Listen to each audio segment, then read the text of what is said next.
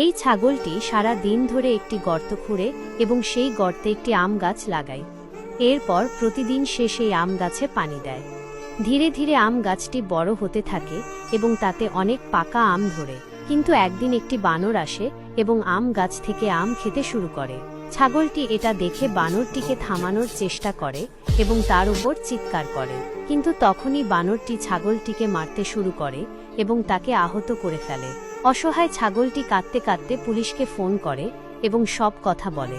Police এসে বানরটিকে ধরে জেলে নিয়ে যায়। এখনো তোমরা এই অসহায় ছাগলটির জন্য লাইক সাবস্ক্রাইব করছো না।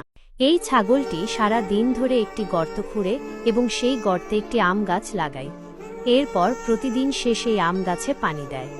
ধীরে ধীরে আম গাছটি বড় হতে থাকে এবং তাতে অনেক পাকা আম ধরে। কিন্তু একদিন একটি বানর আসে এবং আম গাছ থেকে আম খেতে শুরু করে। ছাগলটি এটা দেখে বানরটিকে থামানোর চেষ্টা করে এবং তার উপর চিৎকার করে। কিন্তু তখনই বানরটি ছাগলটিকে মারতে শুরু করে এবং তাকে আহত করে ফেলে।